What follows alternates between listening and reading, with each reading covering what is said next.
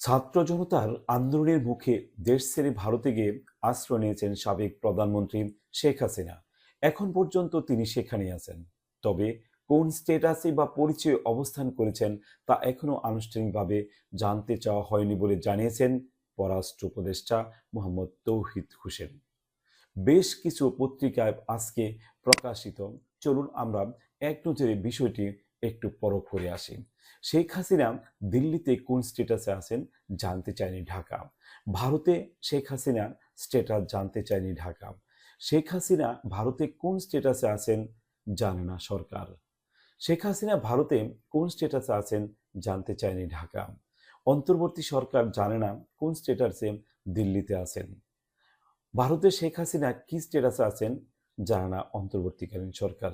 এরকম অসংখ্য পত্রিকা আজকে এই শিরোনামটি প্রকাশিত হয়েছে। সম্মানিত ভিউয়ার, বিস্তারিত জানতে ভিডিওটি শুরু থেকে শেষ পর্যন্ত সাথে থাকুন। আর আপনি যদি আমার এই চ্যানেলে নতুন হয়ে থাকুন, ছোট্ট একটি অনুরোধ করব চ্যানেলটিকে সাবস্ক্রাইব করে রাখার জন্য। আর ইতিমধ্যেই চ্যানেলটিকে যারা সাবস্ক্রাইব করেছেন তাদেরকে অসংখ্য ধন্যবাদ। চলুন বিস্তারিত জানা যাক। বাংলাদেশ জার্নাল পত্রিকায় প্রকাশিত শেখ হাসিনা দিল্লিতে কোন স্ট্যাটাসে আছেন জানতে চায়নি ঢাকা। ছাত্র জনতার আন্দোলনের মুখে দেশ ছেড়ে ভারতে গিয়ে আশ্রয় নিয়েছেন সাবেক প্রধানমন্ত্রী শেখ হাসিনা।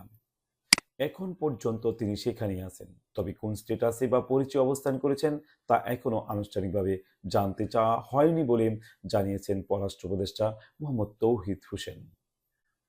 মঙ্গলবার 17 সেপ্টেম্বর বিকেলে পররাষ্ট্র মন্ত্রণালয়ের সাংবাদিকদের এক প্রশ্নের জবাবে অন্তর্বর্তীকালীন সরকার পররাষ্ট্র উপদেষ্টা মোহাম্মদ তৌহিদ হোসেনকে এমন তথ্য জানান।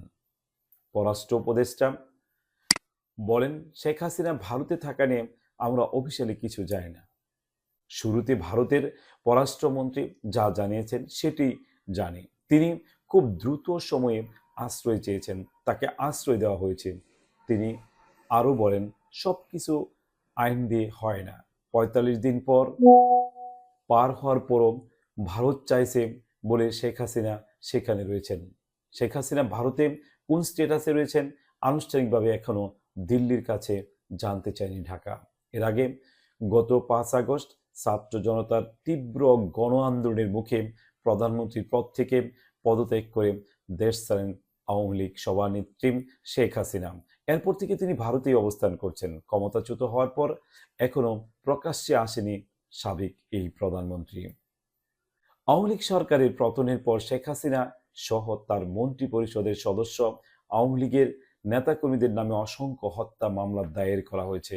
প্রভাবশালী সাবেক কয়েকজন মন্ত্রী প্রতিমন্ত্রী এর মধ্যেই গ্রেপ্তার করা হয়েছে। শুধু শেখ হাসিনার নামেই রয়েছে ১৩০টিরও বেশি হত্যা মামলা। শেখ হাসিনা দেশ ছাড়ার পর আওয়ামী লীগের নেতাকর্মীদের আত্মগোপনে আছেন। এই পরিস্থিতিতে শেখ হাসিনাকে দেশে ফিরিয়ে বিচারের মুখোমুখি করার দাবি উঠেছে।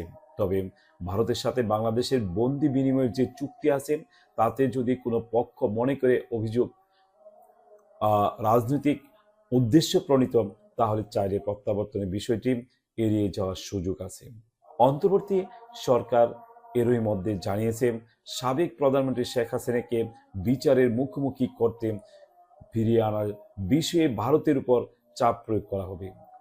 সম্প্রতি ভারতের সংবাদ মাধ্যম পিটিআইকে দেওয়া এক সাক্ষাৎকারে প্রধান উপদেষ্টা ডক্টর মোহাম্মদ ইউনূসকে বলেছেন, বাংলাদেশে ফেরত আনার আগ পর্যন্ত ভারত যদি তাকে রাখতে চায় তবে শর্ত থাকবে তিনি যেন চুপ থাকেন।